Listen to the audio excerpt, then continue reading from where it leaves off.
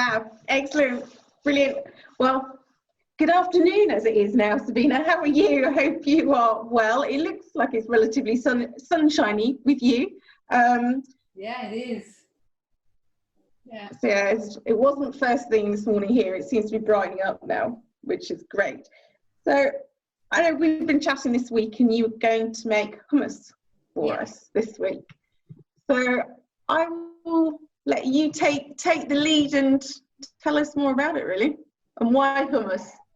Why hummus? I discovered this hummus recipe. I mean, not the hummus recipe, because of course everybody is familiar with hummus, but that you can actually make a plate of hummus and then just put some stir-fried vegetables on top.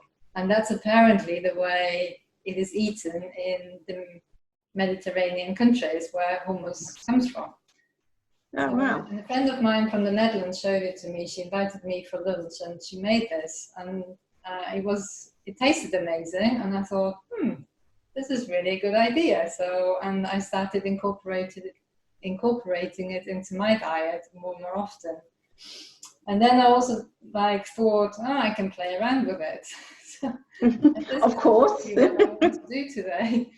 I have an idea of what I want to make. I don't know what Richard is going to make. So the same as you. The same as me. You don't know what I've prepared. Good point. Because I gave you 3 options. I didn't tell you what I was going for. So I'm going for the beetroot option, actually, not the traditional one. I have that behind me if I need it. So the original traditional one is, of course, with chickpeas.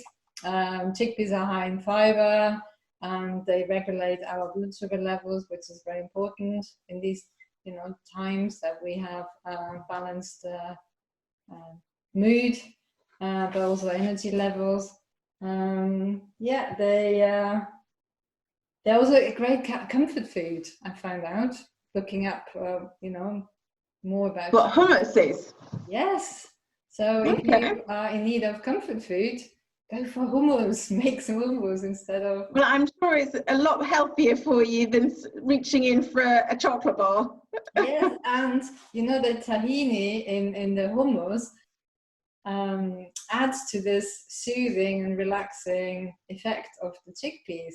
So you have to be careful not to add too much tahini, because otherwise it's too grounding and that can have an effect. So you might need to explain what tahini is for others who haven't used tahini before, because that's one of those magic words.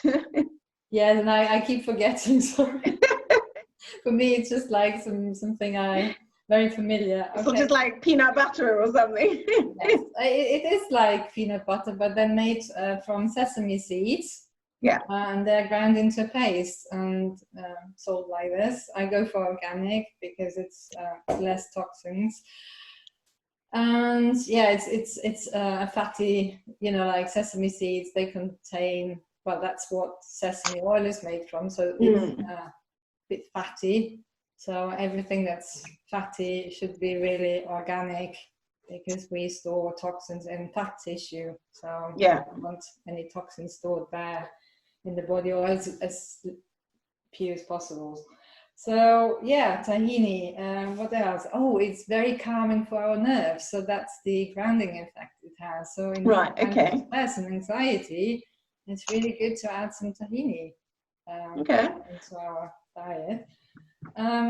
The other thing it contains, the original recipe, is olive oil, which is highly anti-inflammatory. Again, something we can all do, like getting our inflammation down as much as possible.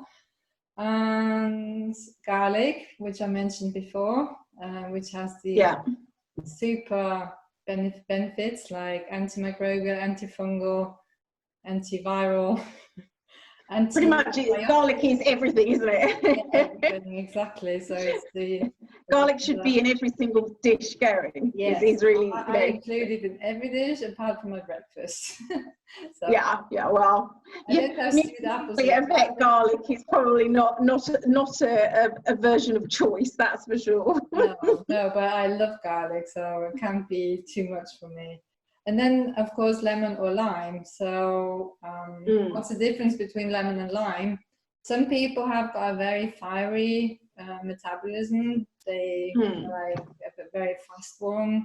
They also tend to have more inflammation, or everything that ends on itis, like arthritis or gingivitis. That's an inflammation, sign of inflammation. So something like ulcerative colitis is inflammation. Well, it's also caused by too much inflammation. So and they need to really be careful with what was I saying? Sorry, about lemon. So for them, lime is better. But, right. Okay. I mean, a bit of lemon doesn't hurt them either. But on the safe side, if you think you are one of those people who have a very fast metabolism, tend to be very warm all the time, not stand heat very well, and have maybe one of these inflammatory conditions. Okay. Very interesting. So, and what lemon and lime does in the body, it's sour. So it stimulates the secretion of saliva, of bile, and we want, because we're adding some fat to the hummus, we want to have a good fat metabolism. Right. Okay. The lemon adds with that, and then the original one also has salt and pepper, of course, and some parsley, which is optional. And parsley is a good diuretic. If you have any sort of water retention in your body, like swollen ankles and feet or hands, that's a sign of that you're retaining water and fluid in your body and you want to flush them out, then parsley is a good one. So that's the original recipe. So we're going to adapt it. And you're going with the beetroot. Yes. And you're going with beetroot. I'm going to go with beetroot, but you can play with the colors and the tastes, and that's the that's so fantastic about this recipe.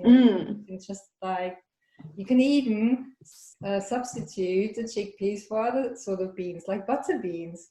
A friend of mine really delicious butter bean sort of hummus with basil for Christmas. Wow. It was so delicious. So that's where I got the idea from, that you can actually substitute. Oh, amazing. All my friends are fabulous. Awesome. They give me so many ideas. So, so Sabine, the difference between, I mean, other than obviously one's a butter bean, one's a kidney bean, one's a chickpea, is there any nutritional difference between them all, or is there any properties that they have that are different? So is a chickpea more anti-inflammatory than a butter bean, or are they all part of the same family, so to speak? I haven't actually looked it up, but there's always a difference between foods. The basic stuff is they are all both good sources of protein, which we all need. We all need protein with every meal we eat, and that just balances our blood sugar levels. And we also need protein, like our body to build us up. All the cells and hormones and neurotransmitters and everything is made of muscles. Nerve cells are made of protein. So if you of course. have enough protein in your diet, your body is going to look for some protein in your muscles and use that one. So no, absolutely, no, for sure. So good source of protein, but also a good source of fiber, both of them, and a good source of zinc.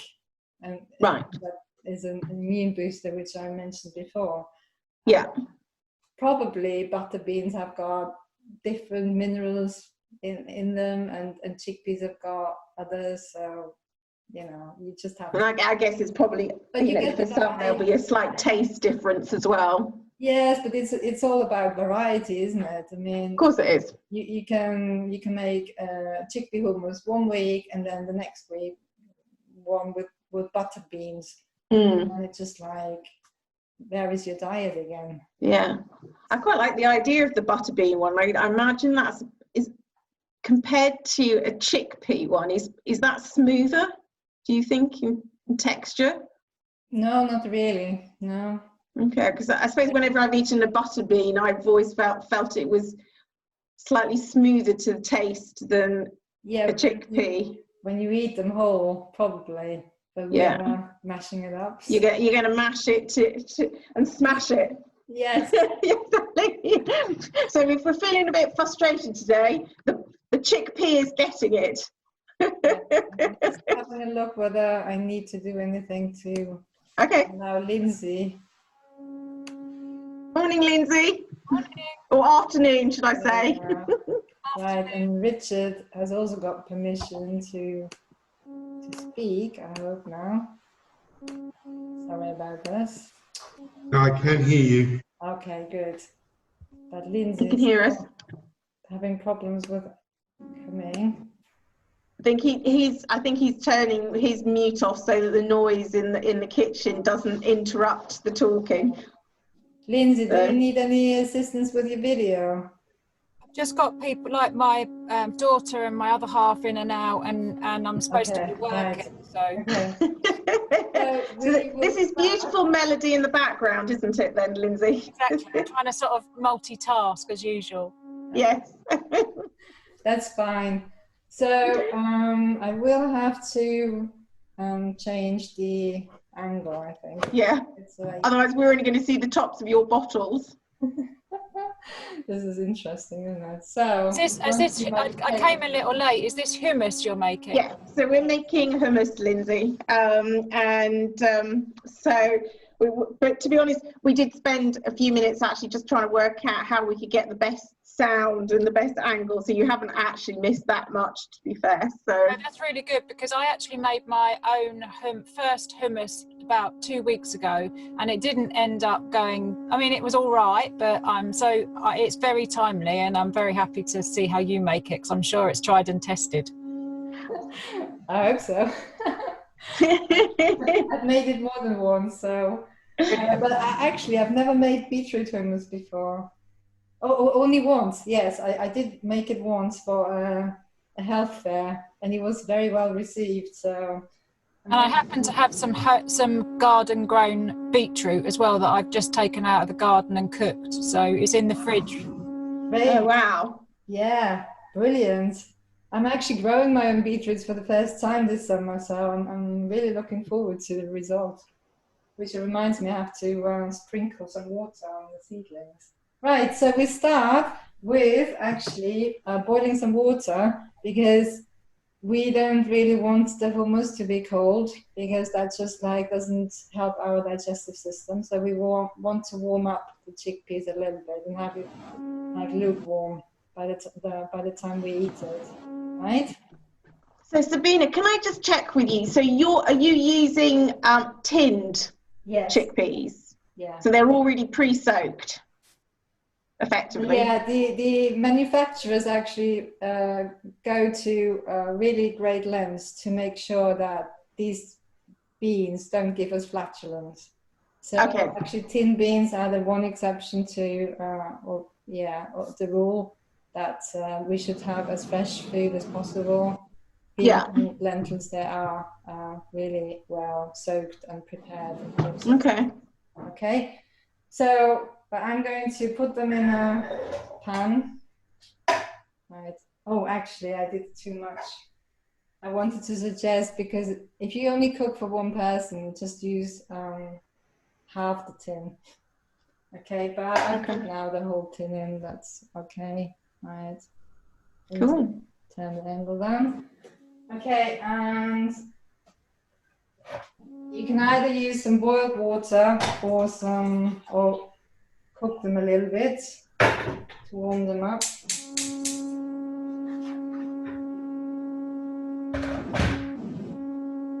And in the meantime, we can actually have a look at the other ingredients we need while this is heating up. So I would, in my variation of the hummus, I'm going to use actually nothing that needs chopping up, but I could just vary the recipe again and just add some garlic. So I'm going to chop up some garlic. I don't know what Richard is going to make. I'm just doing a straightforward hummus with chickpea. You mean the traditional one?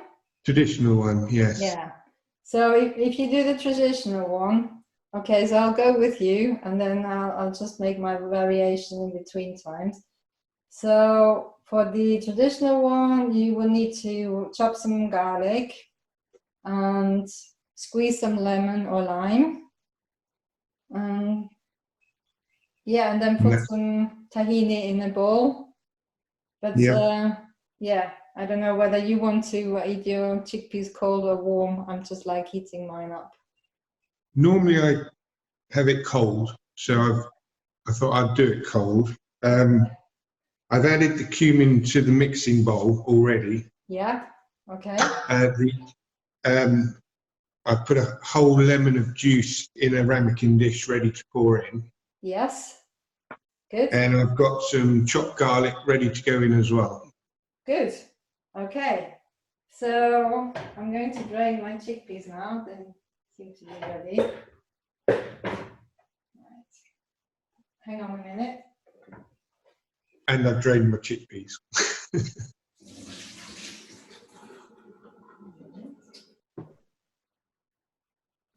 So, okay, so we are going to put the chickpeas in a bowl.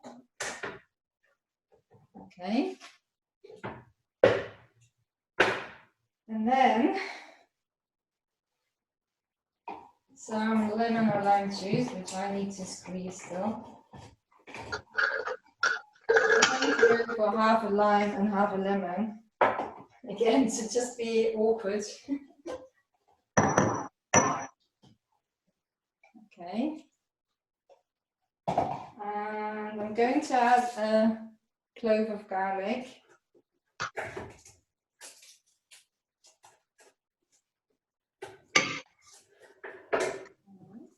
I suppose going back to your original entry comment, Sabine, about how you got served up by from a friend the hummus with the roasted vegetables on top of it. I suppose actually you could do a version that has got roasted vegetables actually literally chopped in, roasted peppers, I guess, is probably the one that instantly springs to mind, that's actually mixed into the hummus itself. Yeah, I saw a very, very, very delicious sounding recipe this morning. So what they suggested was you put some bell peppers in roast tin in the oven with some olive oil on top, and maybe some, with some olive oil. Roast it for, I think, 30 minutes, I'm not sure. And then also at the same time, roast some sweet potatoes and make yum. Cut them in sort of like chips, and put some rosemary and olive oil on top as well, and roast them. And then put the roast bell peppers in the hummus. Oh wow, amazing! That sounds yummy. Yes, that's what I'm going to try next time I make this. Sounds fab. Okay, so I've put in some the juice of 1 lemon and lime, some garlic, and now we can add some oil. Now, again, we have a choice. So we can stick to the original and do olive oil, right? But I want to be different again. So I'm going to add some flaxseed oil. Okay. Why? Because it's rich in omega-3. So olive oil has got benefits, flaxseed oil has got different benefits. So omega-3 has got a long list of benefits. It's but one of the most important one is actually that it keeps the flexibility of the cell membrane. So it makes sure it's as flexible as possible. So that makes sure that all the nutrients can go in and the waste products can go out. So it's into your digestive system, you're talking about. Every cell in our body has got a cell membrane, and when it's stiff, you know, that's really impeding the nutrient uptake and the waste disposal. And also it reduces inflammation, but it also fights depression and anxiety. Oh, okay. In these times, olive oil, you know, is also very beneficial. So I'm going to add a little bit of flaxseed oil. And it says in the original recipe like 5 tablespoons, but again, it's give and take. You know, like you have to taste the hummus as you go. Yeah. And so, Sabine, the flaxseed oil, is that something you can get from, you know, like a standard supermarket? Because increasingly they are widening their range, or is it something you'd have to go to, like, you know, a whole food shop to get? I think I've seen it in Morrison's, because they seem to have this new aisle with all the sort of organic stuff and stuff, and which I think increasingly the supermarkets are, aren't they? You know, kind of catering for the fact that, you know, we want it unadulterated. Fiona products in the supermarket. So I'm going to add 3 of those.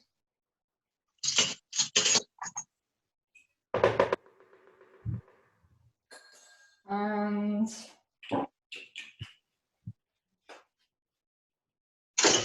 I'm going to be even more different, because I'm also going to add some hemp seed oil. Okay. And this one has got the best ratio of omega-3 to omega-6. Sorry. Sabine, can I ask a question? Yeah. As an alternative to the, was it tahini? The Tahini. Tahini. As an alternative to that, could you use sesame oil? Yes. Or would that ruin it? No, it wouldn't. No, it would add an extra flavor again. So again, you get the variety of the textures, flavors, and benefits. Yeah.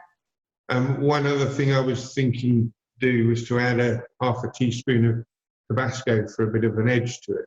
A what? Tabasco? Yes, yes. I was thinking of adding some cayenne pepper. Okay, yeah. But be careful, because it's very spicy. Yeah. Yeah. So yeah, that's perfect. That's exactly what I want. Be creative, you know, like don't do exactly what I do. Just like, you know, get inspired, do your own thing, and then we'll compare what we come up with. Okay. Okay, so I've got this now, but I need to mash it up, so I'm going to make some noise. Richard, can you turn your volume off before you turn the Oh yeah, I will. No, don't worry, I will. Ellie will be deafened.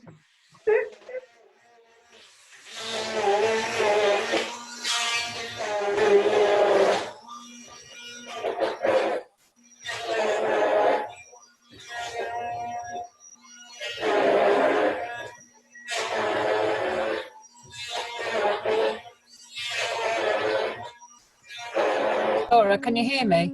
Yeah. Are we not using tahini or? No, we are using tahini. Okay. Richard doesn't have any tahini, so he is swapping it with sesame oil. So Sabina is using tahini. Okay, perfect. No, I just wondered, that was all. So I have got tahini, and I thought maybe there was a reason why we weren't using it. That's fine. No, it's because Richard hasn't got any. I forgot, actually. As I was making this, I forgot that I hadn't put in the beetroot yet and the tahini. So I'm so distracted by all this talk. All these questions that I'm firing at you. I'm just checking how much of this nutrition stuff you know, Sabina. You know, like normally when I do a cooking class, you know, like we discuss this, you know, like I give them inspiration, and then they go off and they do their thing, and I just stand there and I just like supervise, and you know, like I'm not making it myself at the same time, so it's fair. Okay, so you're live on air and you're being questioned. Yes. So I'm going to cut up a beetroot now into smaller bits to make it easier to mash it up. And you can add 1 or 2, you know, like again, it's up to you how much color you want. Mm-hmm. I don't think you're interested in me cutting the beetroot. I'll leave the screen where it is. Right, and I've decided to use 2 whole ones. And I'm assuming it's just to taste then, you know, so i.e. you add as much beetroot as you want. Yes, yeah. And the more you add, of course, the more color you get. Yeah, of course. And beets as well, I mean, they have so many health benefits. They are so good for our liver and gallbladder. Okay. So I've written it down a little bit. Oh yeah, so yeah, they help restore good liver function, which is really important to clear out toxins, as our liver is one of our main detoxifying organs. Yeah. And it also is high in iron. I think we will all remember that. So eating beetroots is really good, and we need iron for a good thyroid function. And thyroid is like, we can live without the adrenals for a few days, but without good thyroid function for a few weeks. So that's how important the thyroid is. Wow. Just to give you an idea, and iron is the most important mineral, not iodine. I was really surprised when I learned that. Yeah, no, me all too. People with anemia have got a thyroid problem. Right, okay. Because if you have anemia, you have iron deficiency, and you don't have enough iron to nourish the thyroid. Okay. And also, again, for the thyroid, we need protein. Yeah. It's again a very important reason to have protein in every meal. We also need a lot of minerals and vitamins, like vitamin A, vitamin C, vitamin E, magnesium, iron, as I said, selenium, iodine. So all these and stress can impact upon the conversion of thyroid hormones, and, you know, with everything. So again, it's very, very important to get all the minerals and vitamins from a wide variety of diet. Okay, so this is what it looks like now. Cool. Tahini. Before I forget. Yeah, don't forget the tahini. Right, so I'm going to add, not too much, I think 1 tablespoon, because I don't want it to grind me down too much. As I said, if you use too much tahini, it can make it too heavy for our digestive system to process. For some people, you know, like, we're all different, but some people have a very sluggish digestion. Yeah. For them, it's not so good to add too much tahini. But again, it's as I said, it's high in calcium and also magnesium, and calcium works together with vitamin D and magnesium. So the 3 are really a triad of minerals and hormone. Vitamin D is a hormone that works together. Okay, have I forgotten anything else? I'm just checking my list now. Salt and pepper would be good. Yeah. And another thing I wanted to add. So again, salt and pepper according to your taste. You might have to taste this after grinding it now to see whether it needs any adaptation. Sabine, with the tahini, can you use it in anything else? Because I find that I've made it a few times, hummus, and recently, but there's some always left, and I hate food waste. So can it be used in other things, or is it just for hummus? My lodger actually by accident used tahini in, what did he make? I think he put it in stir-fried vegetables. I have to ask him, but yeah, I think you can put it in other foods. Okay. Just experiment with it. But we couldn't taste it. We couldn't taste tahini in whatever he put it in. Okay, interesting. So yeah, if you feel like it, a tablespoon. Yeah. And wouldn't, you know, would give you the benefits of the calcium and the magnesium and the grounding, but not spoil the taste of the rest of the food. And again, I read something interesting this morning. There's a difference between unhulled and hulled sesame seeds. So some tahini is made from unhulled sesame seeds, which then adds to the bitter taste, because it's just like with the hull still there. It's just you know, the taste is different, but it has a higher calcium and magnesium content because the hull is still there. And I'm not sure, it doesn't say here. It only says pulp sesame seed, so I'm assuming this is probably hulled. Okay. So unhulled would be the best, but it's probably more bitter. So be careful if you read unhulled on the jar. Okay, thank you. And the other thing I wanted to add to my concoction is ground cumin. And again, it has a lot of beneficial properties. It's, I think I've read, yeah, here, it stimulates blood flow, which is again really important, especially since we're not moving that much. So that helps with our digestion as well. So everything that increases our blood flow and circulation also improves our digestion, because that's not separate from the rest of the body. And we also need a lot of blood in our digestive system. So by this one, increasing blood flow to the digestive tract as well, we actually make sure that our digestion works better. We need a lot of blood and a lot of energy and a lot of fluids to digest our food properly. And again, something I want to share with you. If you, I'm not fed up with me sharing information. I can't write fast enough, that's the problem. 60% of the energy we get out of food actually goes back to digesting our food. So there's only 40% left in the best of cases. So, but you have to assume that most of us use more than 60% to digest our food, because we eat food that is heavy to digest, like wheat and dairy, really takes up more energy to digest. And meat, can you imagine? I mean, a steak, you know, that takes energy out of our body. So just really be mindful of what you put in your body and how much energy you have left for other things. So I guess that's where something like supplements could come in well. Yeah, I mean, herbs are actually supplements. Yeah, absolutely. It's just in the herbal form. Yeah, makes sense. So they're really so important to use herbs and spices in your food. So again, I just chucked it in. I'm sorry, I'm just like the eternal chucker. So I'm going to mash this up again.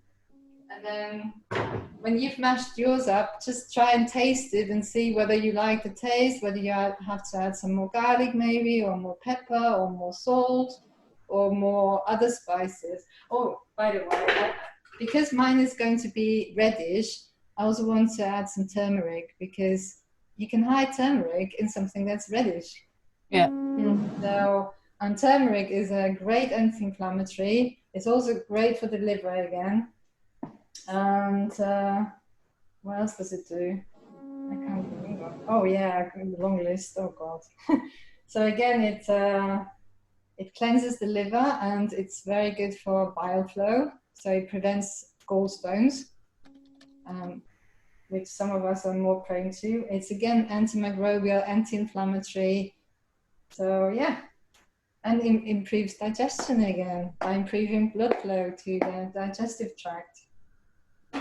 Can also help with asthma, with arthritis, anything that's inflammatory in origin.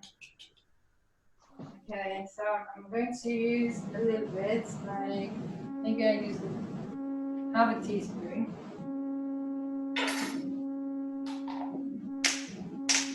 Okay, and I'm going to make some more noise.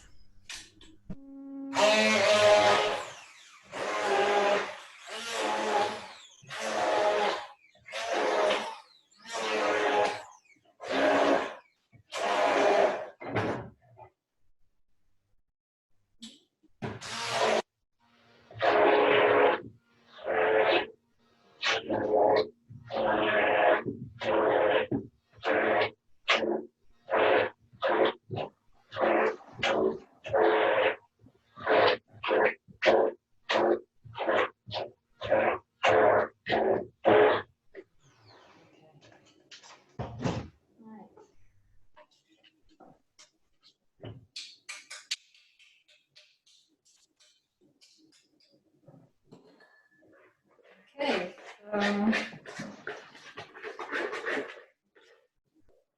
This is what it looks like. Oh, wow. And now I'm going to taste it.